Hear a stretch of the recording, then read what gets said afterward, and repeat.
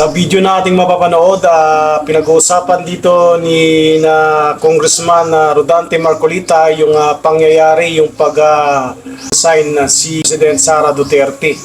Almost 1 month na yata mula nang nag-resign ang ating Vice President. Kung saan itong si Congressman Marcolita ay naging parte nga ng unit team at nakita niya kung gaano kalakas ang grupo nung panahon ng eleksyon at nagtagumpay sila sa kanilang strategy na ang propaganda na pagkakaisa.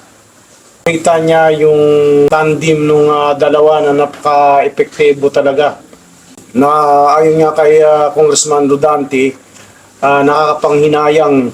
Siguro may mga dahilan kung bakit nagbitaw itong si Vice President Sara Duterte, pero bago naman daw ito bumitaw ay talagang na nag-usap naman yata yung dalawa. Siguro yung pinaninindigan nila yung unit team pa rin, pero yun nga lang at talagang may mga dahilan sa si Vice President siguro para iwan yung departamento na kung saan isa sa malaki ang responsibilidad. So sa video na ito, panoorin po natin dito yung pag-uusap ni Congressman Marcolita. Effectiveness ng isang pamamahala. Kasi 'di ba pagka positive, lahat tayo nagkakaayon-ayon, nagkakasundo.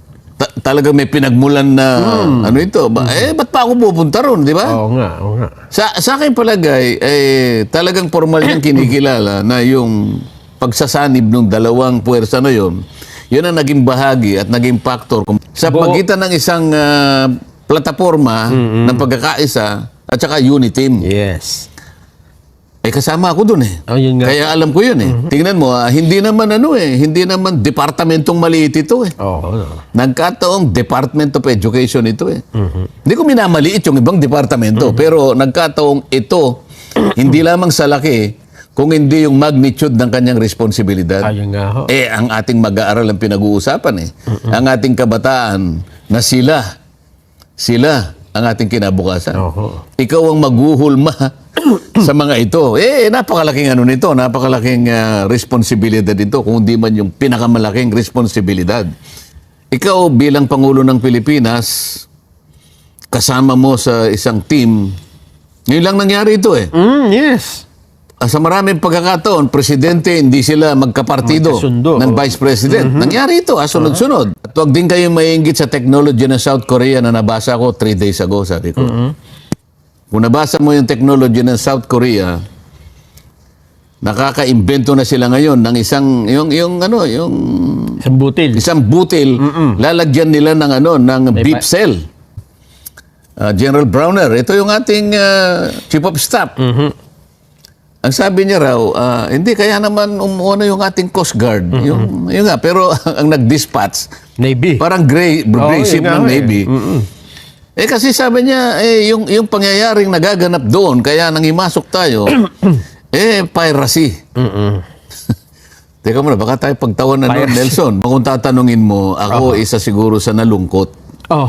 Nakalulungkot yun dahil sa ikaw bilang Pangulo ng Pilipinas, kasama mo sa isang team, yun lang nangyari ito Yes.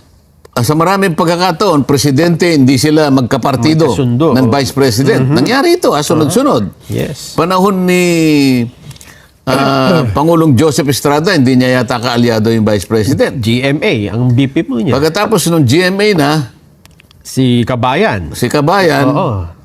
Pagkatapos si Noynoy, ang sumunod. Pinoy, sinong vice president? Si Binay. O hindi rin sila magkakaalyado, pero sa umpisa, pero nawawala din. Pero ito, sa nakita ko, kumampanya sila at nagwagi sa pagitan ng isang plataforma ng pagkakaisa at saka unit team. Yes. Kasama ako dun Yun nga. Kaya alam ko yun Ang totoo niyan, alam mo, dahil sa aking paggalang doon sa layunin ng pagkakaisa na yon, nung ako'y magpasya na mag-withdraw, kinausap ako ni nung isa sa mga aming campaign strategies, Aha. sabi niya, kung nalaman na ni presidential candidate noon, BBM, na ikaw ay magwi-withdraw, pero ginagalang niya yon kung hindi mo na marireconsider yung position mo. Pero meron siyang pakiusap na dahil unity team tayo, ang pakiusap niya lang ganito, kung po pwedeng kumplitohin mo yung ating rallies. Dahil meron pang natitirang mga 4 na malalaking rallies. Tinupad ko yun. Aha. Meron lang ata akong na-miss sapagkat kung di ako nagkakamali, yung pa ako, hindi naman rayo mo, pero hindi ko malaman kung bakit hindi ko maigalaw nun eh. Aha. Pero sandali lang yun. Isa lang ang na-miss ko, pero yung 3 malalaki, hanggang doon sa pinakamalaki, itong Soler, nandun pa rin ako. Ibig sabihin, tinapos ko yun. Aha. Kasi gusto ko talagang panagutan yung pagkakaisa na nandun. Ngayon, kaya kung sinabing ako'y nalulungkot, sapagkat alam mo, Vice President ito, at tayo ay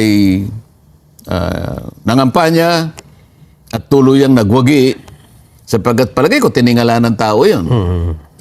Siguro sabi ng tao, mukhang maganda ito. Ang isang tandem na ang pagkakaisang kanyang nilalayon ay makabubuti para sa ating bansa. Sa makatwid, kung makikita mo yung boto na bumuhos, halos magkapareho sila eh. Aha. At saka talagang historical. Historical. So kung pag-uusapan natin yung laki ng capital, political capital, talagang bentahang-bentaha ito. Pagkatapos mag-a-announce ng medyo ako'y nalulungkot talaga. Para sa akin na isang kabawasan doon sa maaring sa maaring magawa ng ating Pangulo. Iba na yung magkasama kayo, naman. di ba? Kasi tingnan mo, hindi naman departamentong maliit ito eh. Nagkataong Department of Education ito eh. Hindi ko minamaliit yung ibang departamento, pero nagkataong ito, hindi lamang sa laki, kung hindi yung magnitude ng kanyang responsibilidad. Ayun nga ho. Ang ating mag-aaral ang pinag-uusapan eh. Ang ating kabataan na sila ang ating kinabukasan. Ikaw ang maghuhulma sa mga ito. Napakalaking napakalaking responsibilidad ito, kung hindi man yung pinakamalaking responsibilidad. Pagkatapos magbibitaw ang ating pangalawang Pangulo. Nalulungkot ako sapagkat negative yun kaysa sa positive. Lahat ng negative nakakabawas. Kung ang pag-uusapan ay yung effectiveness ng isang pamamahala. Kasi, di ba, pagka positive, lahat tayo nagkakaayon-ayon, nagkakasundo. So, ang tanong mo sa akin, anong basa ko, Bakit nagkaganon? Hindi, ang tanong mo sa akin, anong masasabi mo? Ako'y nalulungkot. Kasi ang pagkakaiba lang kumpara doon sa mga ibang mga biglang nagbibitiw at iniiwan ng gabinete, this time may parang hindi may transition na 30 days personal na pumunta ng Malacanang, nagpaalam, hindi katulad ng mga iba na basta na lang umaalis ko.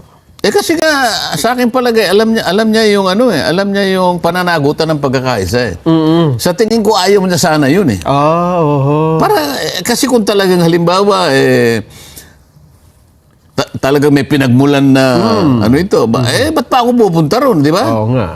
Sa akin palagay, talagang formal niyang kinikilala na yung pagsasanib ng dalawang puwersa na yun ang naging bahagi at naging factor kung ba't nanalo silang dalawa, naisip niya rin yun. At sa aking palagay, wala naman siguro silang samaan ng loob. Wala nga dahil Yun ang aking palagay. Nagpaalam ng mga, tsaka doon sa kanyang pananalita. Wala naman siyang sinabi na, ikaw naman kasi. Wala namang sisihan na ganun eh. Wala nga ho. Di ba? So, bakit hindi ka malulungkot? Ano ba? Nakalungkot nga. Dapat sana naging malaking bahagi rin siya na sa ikatatatag pa natin bilang isang bansa.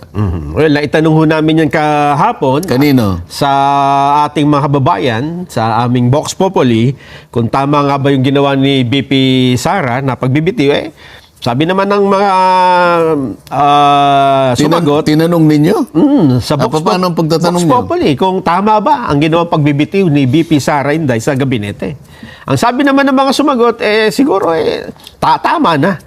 Tama na rin dahil personal choice niya yun, Kong.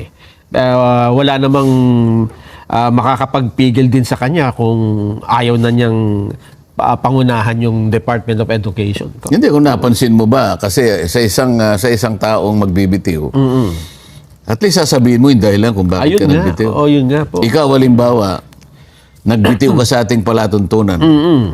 Sa tagal ng pagsasama natin dito, basta ka na lang magsasabi na ako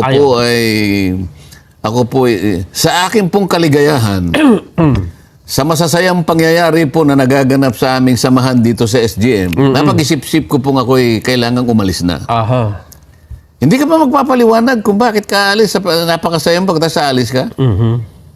Ngayon, yun ang siguro yung nandun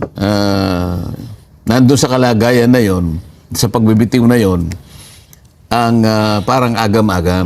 Yun sa dahilan. Kaya ako nalulungkot bakit hindi ka malulungkot? Vice President ito. Sana man lang nag-resign yung bumbero dito sa San Juan. Wala namang O kaya, wala tayong minamalit kahit sinong naglilingkod bayan. Kaya lang ito, yung implication. Sa secretary ng isang napakahalagang kagawaran. Isang kagawaran na mayroong mandato na siyang maghubog, humulma sa ating mga kabataan na sila pa naman ang ating investment sa hinaharap. O ngayon, ako ba? Basta ko ba tatalikuran yun sa laki ng pananagutan na yun? May dahilan Doon ako nalulungkot. Bakit hindi nagawan ng paraan yung dahilan na yun? Kung ano man yun. Oo nga. Kung ano man yun, halimbawa. Kasi kung ako ang Pangulo, malulungkot din si Pangulo, si BBM. Ayun nga po.